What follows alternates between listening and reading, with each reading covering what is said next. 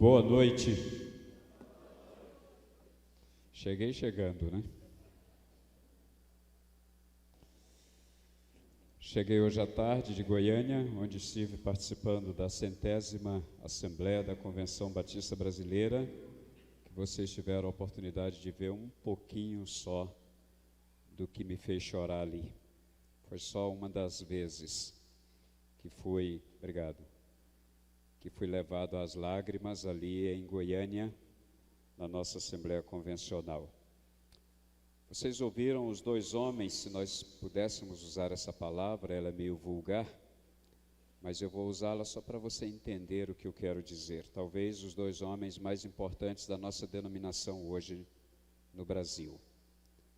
Fernando Brandão e João Marcos. E eu explico isso. Não importantes porque eles sejam importantes, mas pela função que eles ocupam na convenção, de serem líderes da nossa denominação no Brasil e no mundo, na maior obra da igreja, que é a obra missionária. É o coração dos batistas brasileiros, fazer missões. É isso que pulsa o coração dos batistas brasileiros. Muita coisa que João Marcos disse lá não pode ser revelado. Por quê? Porque ele quer esconder? Não. É porque se revelar, os missionários correm risco de vida. Por exemplo, se falarmos da Coreia do Norte, ele não pode dizer o que está acontecendo lá. E às vezes que foi falado lá na convenção sobre esse país, cortou a gravação. A transmissão que era ao vivo foi cortada, porque não pode ser revelado, porque lá é proibido entrar cristão, por uma série de outras razões. Quando eu pensei em voltar hoje, a convenção não terminou, ela está agora acontecendo, com uma cruzada com um dos maiores evangelistas do nosso tempo, pastor Sami Tipti, mas eu não pude ficar, não pude porque decidi retornar hoje para estar nesse momento com os irmãos adorando aqui. Orem pela nossa convenção, orem pelos nossos missionários espalhados pelo mundo. Nós somos possivelmente as duas maiores agências missionárias no Brasil. Pastor Sócrates, que é o secretário-geral da Convenção Batista Brasileira, ele foi a uma reunião, a um culto, em uma igreja, aliás, numa faculdade Mackenzie, faculdade presbiteriana. E disse ele que um dos líderes mais antigos da denominação presbiteriana dirigiu-se a ele e disse: vocês precisam voltar a fazer o que vocês fizeram em 65. Em 65, eu tinha 2 anos de idade. Pode não parecer para você, mas é verdade. E em 65 houve a maior campanha evangelística que o Brasil já conheceu. Jesus Cristo, a única esperança. Conduzida na época pelo então pastor Rubens Lopes. E o pastor Guilhermino Cunha, líder da presbiteriana, estava dizendo: vocês precisam voltar a fazer uma campanha igual a de 65. Isso porque quando vocês fazem uma campanha de evangelização no Brasil, a igreja presbiteriana também cresce. As outras igrejas também crescem. Não sei se nós precisamos de uma outra campanha, mas eu penso que nós precisamos continuar evangelizando e com mais intensidade. Talvez a campanha seja: não pare de testemunhar, não pare de evangelizar. Eu quero convidar você a uma visita à Bíblia, capítulo 18 de Lucas. Lucas 18. Muita coisa aconteceu lá que não tem como eu dizer em um momento. Em outros momentos eu vou dizendo para você o que experimentei ali. Mas eu trago um abraço para a igreja da irmã Geisa, Mesquita e família. Geisa foi membro dessa igreja, mora em Goiânia e me hospedaram lá por um dia e uma noite.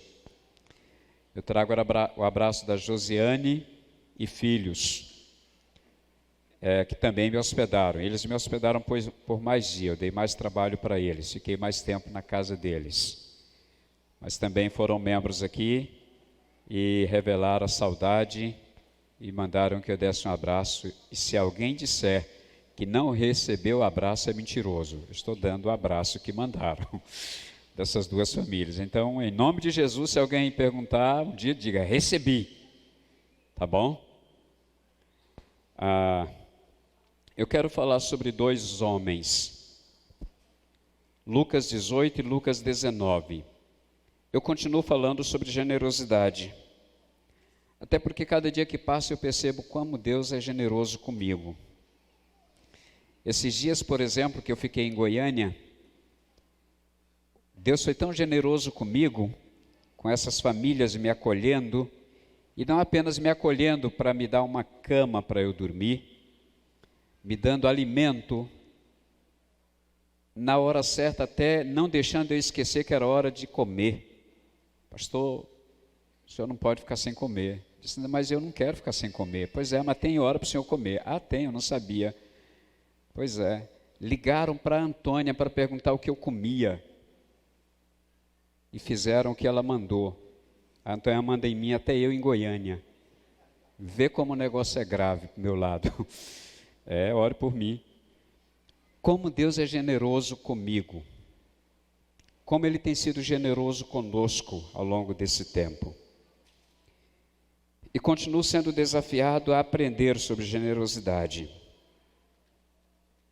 Capítulo 18, verso 18, começa nos falando sobre um desses homens. Aqui não aparece o seu nome, aparece apenas como jovem rico. Lá no capítulo 19, no verso 1, você vai manter sua Bíblia aberta, porque eu vou precisar que você me acompanhe.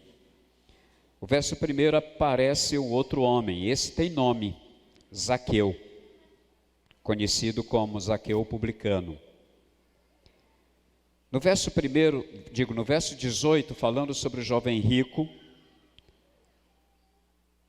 nós começamos a ver esses dois encontros que aconteceram. Dois encontros com Jesus. O encontro do jovem rico e o encontro de Zaqueu. Olha só como foi o encontro do jovem rico. Um homem importante perguntou-lhe, bom mestre, que devo fazer para herdar a vida eterna? A pergunta dele é interessante, inteligente, sábia, necessária, profunda. Que devo fazer para herdar a vida eterna? Ele não queria pouco, não. Ele só queria herdar a vida eterna. E ele queria saber como. Jesus lhe respondeu, por que me chamas bom? Ninguém é bom a não ser um que é Deus. Sabes os mandamentos, não adulterarás, não matarás, não furtarás, não darás falso testemunho, honra teu pai e tua mãe. O homem disse, tenho obedecido a todas essas coisas desde a minha juventude. Até aí você então conhece esse rapaz. Um rapaz interessante, rico, interessado sobre a sua vida religiosa e que vai encontrar-se com Jesus e ele faz a pergunta que já mencionei, que devo fazer para herdar a vida eterna, e Jesus responde com uma pegadinha. Porque me chamas bom? Ninguém é bom a não ser um que é Deus. Sabes os mandamentos? E o Senhor cita os mandamentos para ele, e ele diz sim. Eu sei tanto que eu tenho guardado-os desde a minha juventude. Ele disse, eu tenho obedecido a todas essas coisas desde a minha juventude. Ele era extremamente religioso. Como muitos hoje, um homem extremamente religioso. E tão religioso que se interessou por saber sobre a sua vida pós-morte. A sua religiosidade era bem interessante. Agora, no capítulo 19, o verso 1 diz, é o segundo encontro, isso é o encontro de Zaqueu, publicano. Tendo entrado em Jericó, Jesus atravessava a cidade. Havia ali um homem chamado Zaqueu, que era rico, também era rico. E o texto diz que esse homem era rico, era chefe dos publicanos. Segundo alguns, a posição que ele ocupava de destaque talvez o fizesse dele um homem não tão honesto, cobrador de impostos. Não há como afirmar isso, mas é o pensamento de alguns, que Zaqueu não era um homem honesto. E que pela sua profissão talvez ele ficasse cada dia mais rico, possuindo de coisas que não era dele, ou lançando mão de coisas que não era dele. O verso 3 diz, ele tentava ver quem era Jesus, e não conseguia, por causa da multidão, e porque era de pequena estatura. Ele tinha dois obstáculos, um era o tamanho dele, e o outro obstáculo que ele tinha era a multidão, que se colocava entre ele e Jesus e que impedia que ele o visse, e o desejo dele era ver quem era Jesus. O verso 4 diz que ele, correndo na frente, subiu num sicômoro, a fim de vê-lo, pois Jesus tinha de passar por aquele lugar. O verso 5 diz, quando chegou àquele lugar, Jesus olhou para cima e lhe disse, Zaqueu, desce depressa, porque hoje tenho de ficar em tua casa. Tem uma tradução que diz, hoje me convém pousar na tua casa. Temos dois encontros, duas realidades diferentes. Um homem que se apresenta como extremamente religioso e o outro como um curioso. O texto não diz que vida religiosa Zaqueu tinha, mas ele era curioso. Ele queria ver quem era Jesus. E para ver quem era Jesus, ele fez alguns esforços, ele criou algumas estratégias. E interessante que agora é Jesus quem aborda Zaqueu. Lá no texto anterior, é o jovem quem aborda Jesus. E chegando aqui, depois de Zaqueu estar em cima da árvore, é Jesus quem para e diz, correndo na frente, subiu num sicômoro, a fim de vê-lo, pois Jesus tinha de passar por ali. Quando chegou àquele lugar, Jesus olhou para ele. Jesus falou com ele. E diz o texto que Jesus, ao chegar ali, olha para cima e disse-lhe, Zaqueu, desce depressa, pois me convém hoje ficar em tua casa. Hoje eu tenho que ficar em tua casa. Zaqueu desce rapidamente e recebe com alegria. Recebe o Senhor na casa dele com alegria. Voltemos lá ao capítulo 18. O verso 21 diz, o homem disse, tenho obedecido a todas essas coisas desde a minha juventude. Era um homem que na nossa visão parecia já andar com Jesus. Parecia já servir a Jesus. Parecia já ter alguma intimidade com Jesus. Até porque a expressão dele também é forte quando ele diz, tenho obedecido todas essas coisas desde a minha juventude. Era quase um membro perfeito. Era quase o que a gente chama de crente nota 10. Um religioso membro de igreja que talvez muitas igrejas gostariam de ter. Era esse cara. Esse jovem. O outro, ele apenas decide receber Jesus diante da proposta de Jesus, hoje me convém pousar na tua casa, desce depressa, pois hoje eu quero pousar em tua casa. O verso 22 do capítulo 18 diz, quando ouviu isso, Jesus lhe disse, ainda te falta uma coisa. Jesus, que conhece a mente e conhece o coração de todos nós, ele sabe exatamente o que eu e você precisamos. Ele sabe exatamente qual o nosso calcanhar de Aquiles, ele sabe qual a nossa falta, ou quais as nossas faltas, ele sabe em que precisamos melhorar, em que precisamos mudar, ele sabe exatamente quais as nossas existências e o porquê da nossa apenas religiosidade, se for o caso. No capítulo 19, o texto diz no verso 6, então ele desceu rapidamente e o recebeu com alegria. Mas quando ele chega em casa, recebe Jesus com alegria na sua casa, o verso 7 nos revela uma coisa interessante. Ao verem isso, todos criticavam. Criticavam quem? Criticavam Jesus, criticavam Zaqueu, criticava aos dois que estavam agindo. Jesus agindo por amor, desejando salvar um homem. Zaqueu, aqui estava agora tendo atendido o seu desejo de ver Jesus e não apenas ver. Ele tinha o privilégio e a oportunidade de recebê-lo na sua casa. E lá ele estava. O verso 7 diz que ao verem isso, todos criticavam. Criticavam dizendo o quê? Ele foi ser hóspede de um homem pecador. Com uma frase ele já detona os dois. Jesus que vai para a casa do pecador e detona o pecador. A intenção deles era criticar o pecador e criticar aquele que ama o pecador. E numa frase só, eles resolvem essa questão. Já criticam os dois. Já lança a flecha contra os dois.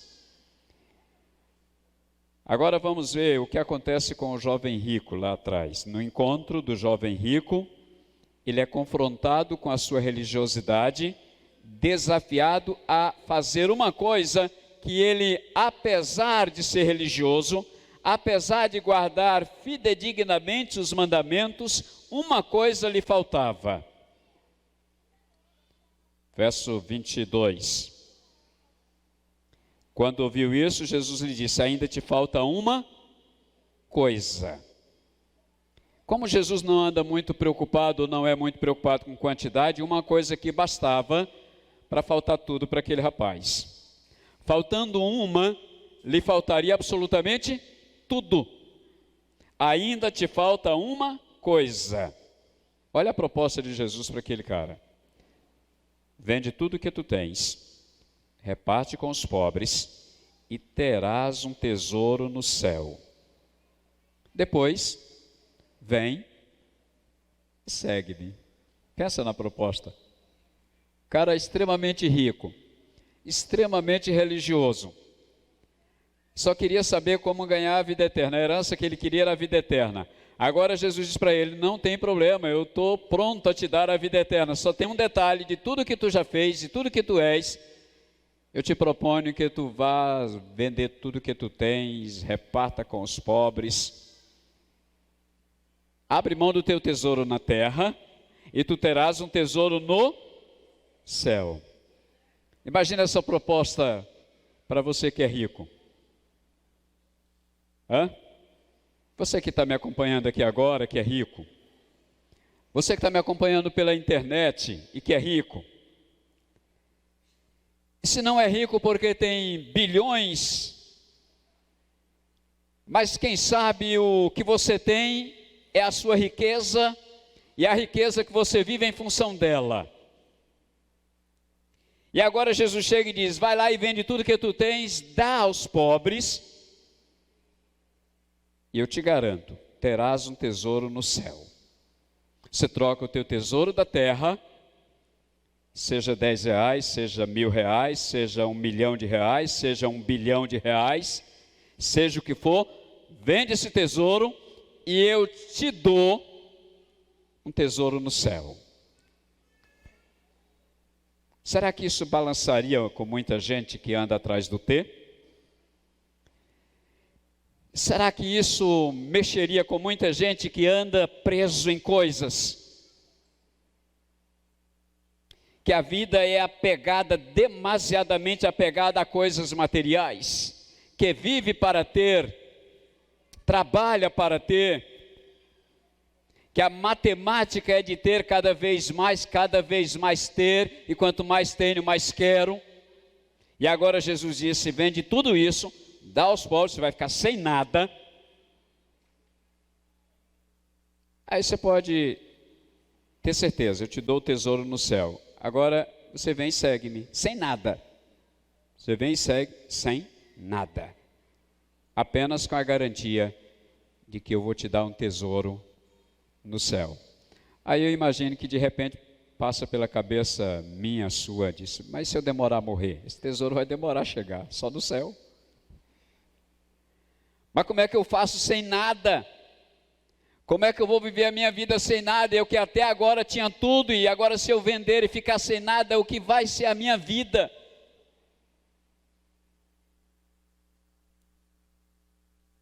Vou ficar dependendo da generosidade de Deus, porque essa generosidade de me fazer rico eu ainda não entendi. Agora eu vou começar a entender não tendo nada e dependendo exclusivamente daquilo que Ele vai me dar, quando Ele quiser me dar, na quantidade que Ele quiser me dar, do jeito que Ele quiser me dar.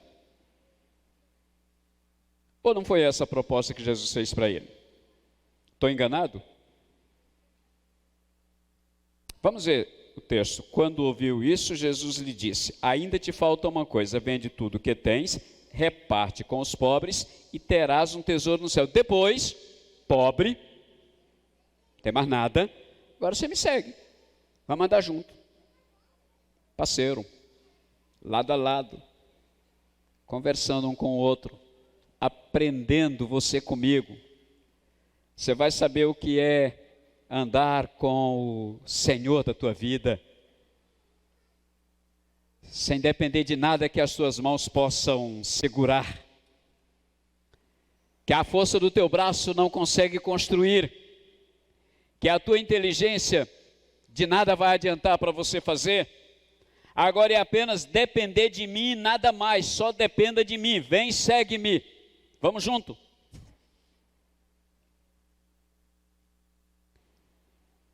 Essa foi a proposta de Jesus. Cadê a proposta de Jesus para Zaqueu? Vamos lá para capítulo 19. Vamos ver o que aconteceu. Quando Jesus diz para ele descer depressa, no verso 5, porque hoje tenho de ficar em tua casa. Ele desce depressa e o recebe com alegria. Foi criticado. Verso 8 diz: Zaqueu, porém, levantando-se, disse ao Senhor. O Senhor não fez nenhuma proposta para Zaqueu em relação à riqueza dele. Nenhuma. O Senhor só disse para Zaqueu, a proposta de Jesus para Zaqueu foi: eu quero ficar na tua casa. Talvez eu esteja forçando um pouco a barra aqui. Se for, você ora por mim para Deus me perdoar. Ora muito, porque de repente o pecado é grande. Eu fico pensando em Zaqueu aqui, eu fico viajando, pensando nesse cara, que também é rico. O Senhor vai lá e diz que quer ficar na casa dele. Aí a minha viagem é: o Senhor está dizendo para Zaqueu, eu quero mandar em você. Ficar na casa de Zaqueu é: eu quero mandar na tua casa. Eu quero me hospedar lá. E quando Zaqueu recebe com alegria o que o Senhor estava mostrando para Zaqueu, interesse grande pela vida dele, e parece não ter sido diferente a proposta de Jesus para Zaqueu da proposta de Jesus para o rico. Só que, conhecendo o coração do rico, o Senhor sabia que a decisão do rico era complicada. E conhecendo o coração de Zaqueu, o Senhor sabia que o coração de Zaqueu estava aberto, até porque ele recebe o Senhor com alegria na casa dele. Mas a proposta parece-me ser igual. Ele simplesmente queria que ambos andassem com ele, dependendo exclusivamente da generosidade dele. Tanto o rico, sem nome, como o Zaqueu, também rico. Nenhum dos dois deveriam se apegar ao que tinha, mas ambos deveriam se apegar a Jesus. Quero ficar na tua casa. Vende tudo que tens e me segue. Proposta de Jesus para os dois. Agora, lá no verso 8, Zaqueu, porém, levantando-se, disse ao Senhor: vê, Senhor, darei aos pobres metade dos meus bens. Será que ele estava ouvindo Jesus falar com o rico? Será que ele estava atrás de alguma porta? É outra viagem minha. Quem sabe, atrás de alguma porta, ouvindo ali, como aquele belo curioso que ficou ouvindo conversa alheia, e aí de repente ele viu e disse, vou copiar. Não, não, em nenhum lugar a Bíblia diz que aconteceu isso. Nenhum lugar. Mas a decisão que parte do coração de Zaqueu é, o texto diz, Zaqueu, porém, levantando-se, disse ao Senhor, vê, Senhor, darei aos pobres metade dos meus bens. Decisão dele, coração dele, vontade dele, generosidade dele. Metade dos meus bens eu dou aos pobres. Como a vida de Zaqueu não era, parece que lá muito correta, lembra que eu falei que alguns pensam que não? Então eu imagino que essa decisão seguinte tem um pouco a ver com isso, ele tentando corrigir alguma coisa. Porque agora Zaqueu diz, dou metade dos meus bens aos pobres, e se prejudiquei alguém em alguma coisa, noutra tradução deixa mais claro, se eu tiver roubado alguém, se eu tiver subtraído alguma coisa de alguém, então ele precisava ficar com esse restante para pagar isso que ele possivelmente estivesse devendo. Se eu tiver roubado alguém, ele diz, eu devolvo 4 vezes mais se eu tiver subtraído alguma coisa de alguém. O Senhor não mandou ele fazer isso. O Senhor não exigiu isso de Zaqueu para ele ganhar a salvação. Não, foi decisão de Zaqueu. Essa decisão foi de dentro para fora. Eu creio e quero convidar você a crer também que o Espírito Santo trabalhou com Zaqueu, claro. E a obra do Espírito Santo, ela produz de dentro para fora. Ela trata o coração do miserável pecador. Ela trata direto, vai lá no âmago da necessidade do ser humano. Ele diz, se prejudiquei alguém, se roubei alguma coisa de alguém, eu restituo 4 vezes mais. Vamos ver lá como termina o encontro com o jovem rico. Verso 23 diz, mas ouvindo isso, ele ficou muito triste. Por quê? Porque era muito. Trocar o tesouro da terra pelo tesouro do céu não foi uma proposta interessante para aquele cara.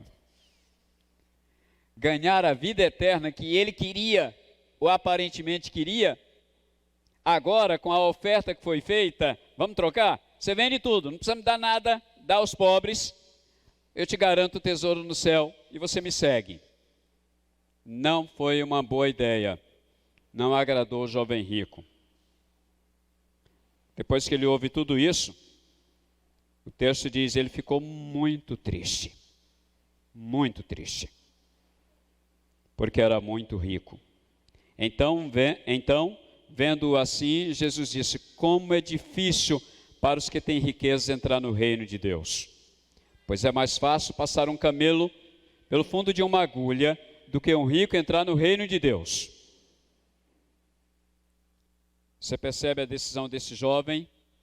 Larga a proposta interessante de ganhar a vida eterna, de ter um tesouro no céu, e ele larga pelo seu tesouro da terra, que a Bíblia diz, tesouro que a traça vem, corrói, destrói, a ferrugem come, que não tem garantia nenhuma de eu ter hoje e ter amanhã, eu tenho hoje, o ladrão pode vir roubar, não tenho absolutamente nenhuma garantia de segurança, por mais segura que seja a minha casa, por melhor que seja o banco, de repente ele pode ir à falência, por melhor que seja o investimento, não há garantia, segundo os investidores, de que você faça um bom investimento e tenha garantia de rentabilidade e que o teu recurso esteja seguro. Não há segurança nas coisas materiais que nós temos.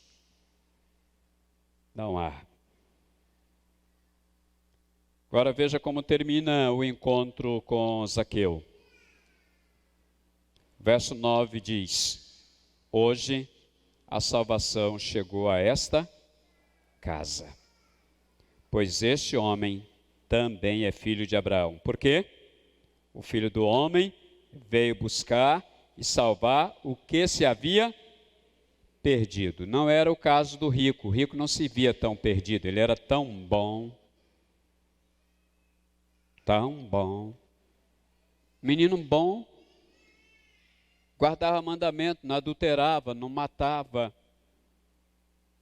Talvez até desse oferta gorda na igreja. Talvez até fosse dizimista, radical. Daquele que diz, se você não entregar o dízimo, você vai para o inferno.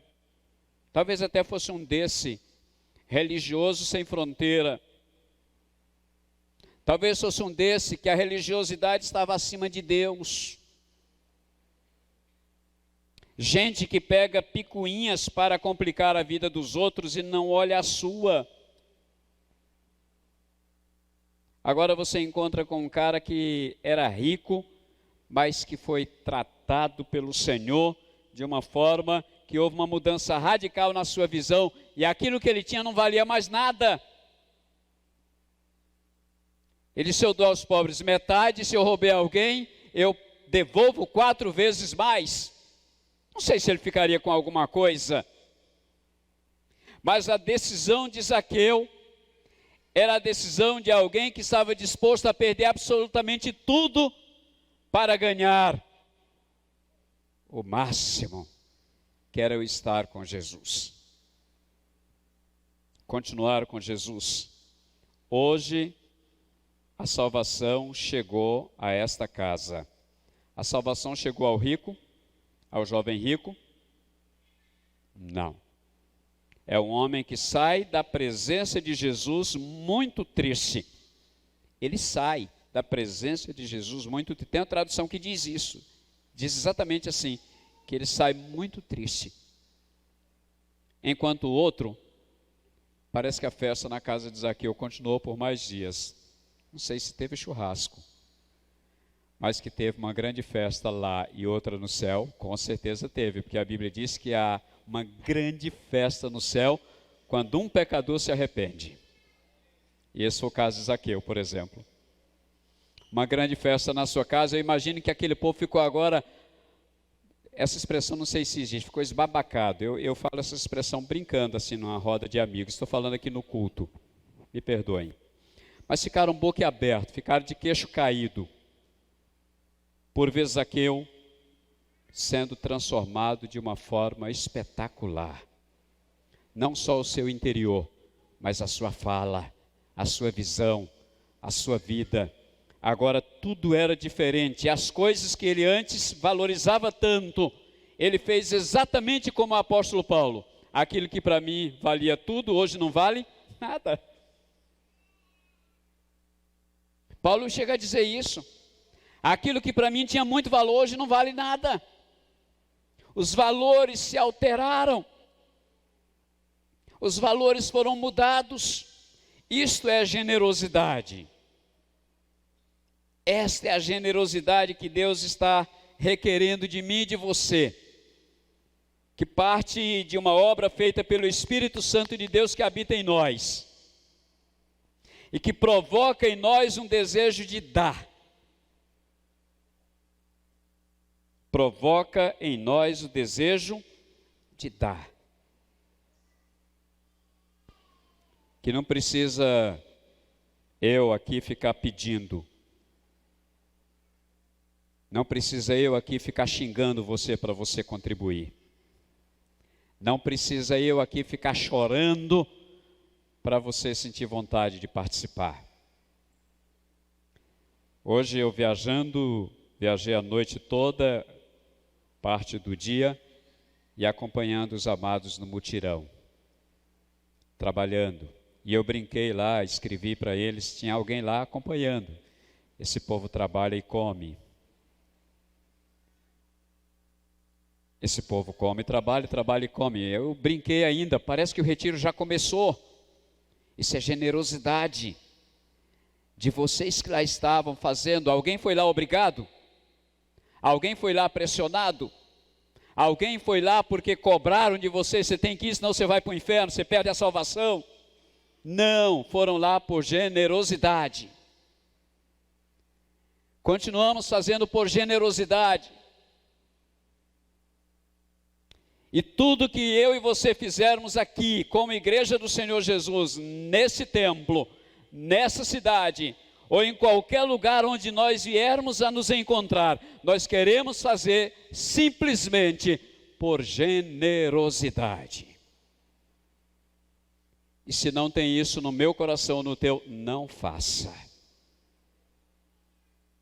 Não dê oferta se não for por generosidade, não entregue dízimo se não for por generosidade, não ajude nos mutirões se não for por generosidade, não ajude na cantina se não for por generosidade, não ajude um idoso ou uma idosa a atravessar a rua se não for por generosidade.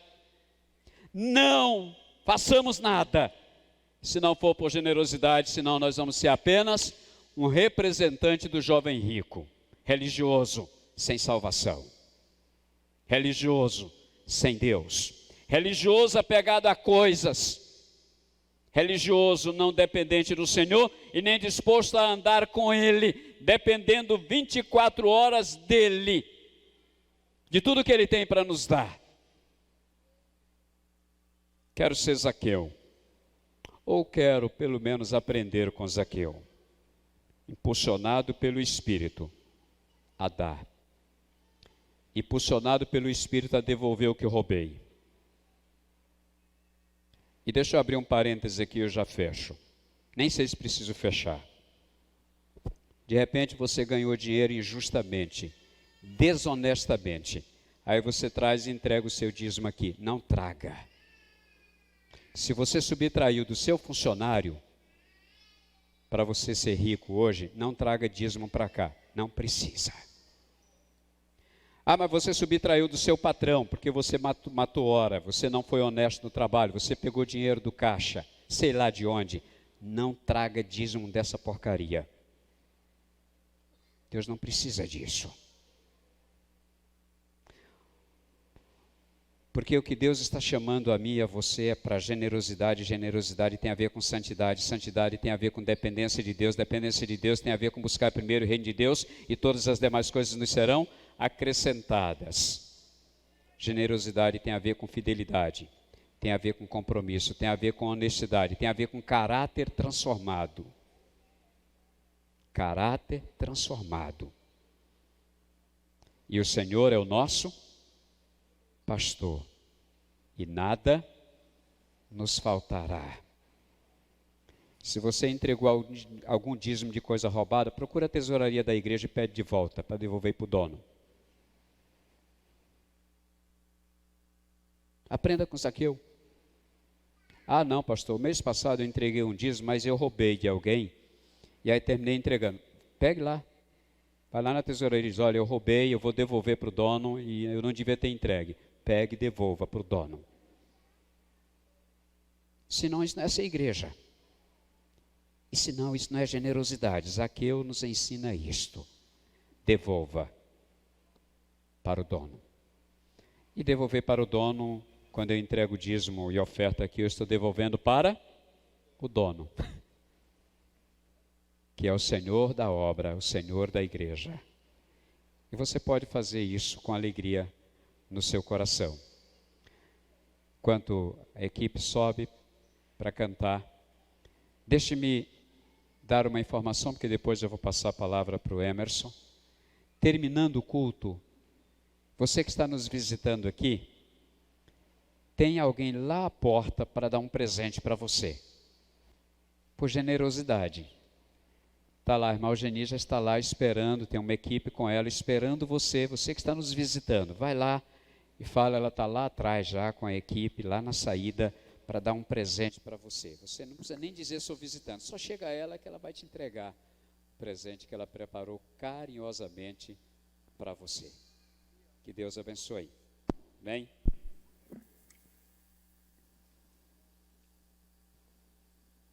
Amém. Para Deus. Vamos ficar em pé, igreja. Se você puder.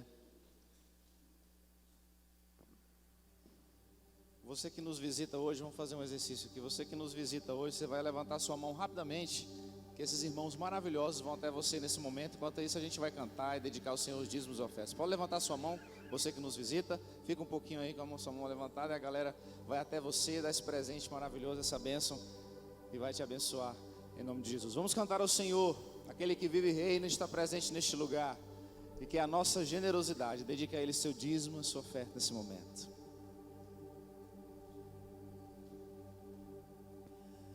Porque Ele vive,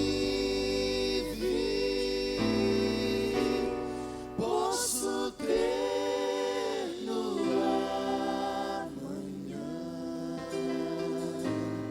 Porque Ele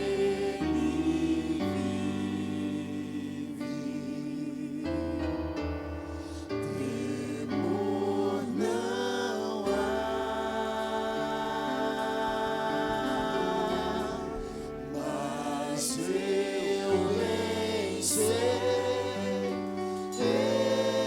Eu sei que a minha vida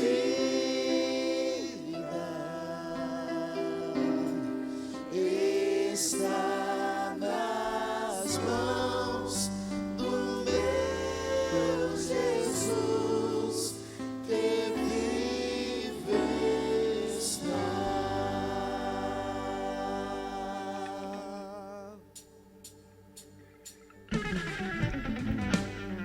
Porque Ele vive, porque Ele posso crer no amanhã. Porque Ele vive,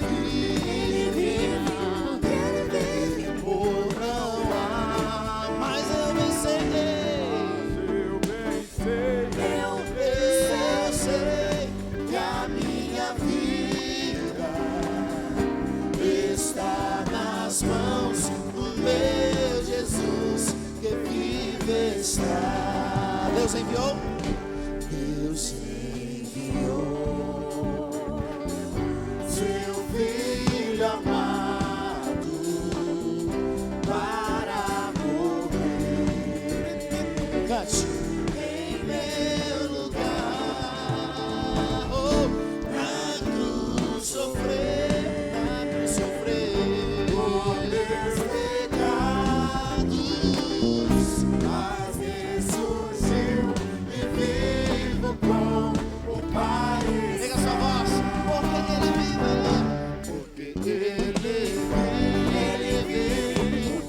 posso crer no amanhã, porque Ele vive, por não há. Se sabe, canta. Mas eu bem sei, eu sei que a minha vida está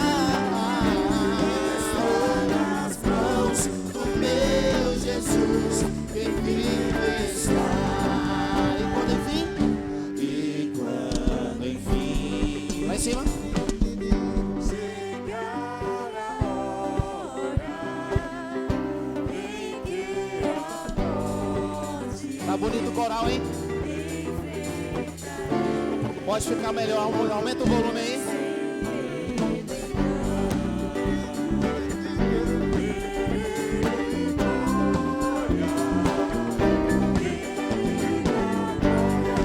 Meu Jesus que vivo, Ele vive para todo sempre, cante a Ele. Porque Ele vive, posso crer no amanhã. Porque Ele reina, por não há, mas eu venci. Eu sei que a minha vida está nas mãos do meu Jesus, que vive está. Porque Ele vive, posso crer no amanhã. Cante. Porque Ele vive, por não há, mas eu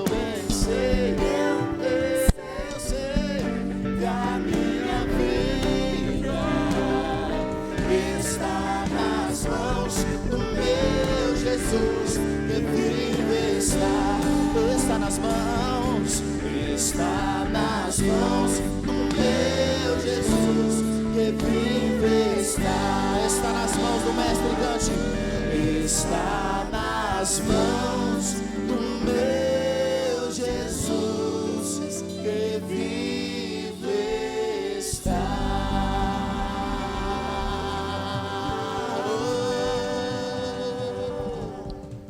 Amém. Glória a Deus, pastor Zimar. Dá uma informação que eu esqueci. Nós estávamos falando sobre o curso de Libras. Só informar os irmãos que a turma completou. Amém. Não tem mais vaga.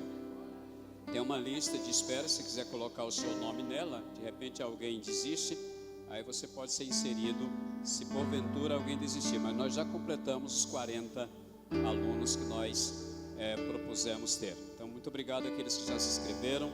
E orem e se inscrevam no curso de música, tá? Nesse ainda tem vaga, né? Ok? Obrigado. Não deixe de dar um abraço apertado aí na pessoa que está perto de você. Uma ótima semana na presença do Pai.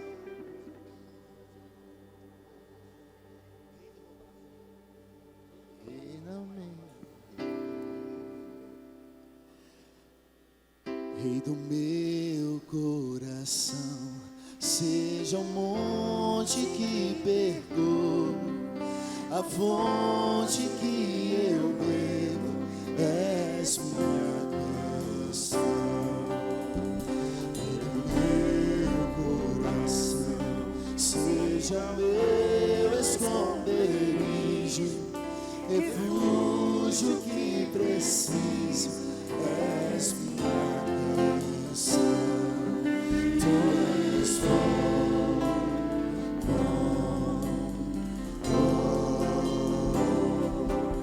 Não esqueça de contribuir com a cantina na generosidade, delicioso cachorro quente para você. Tu és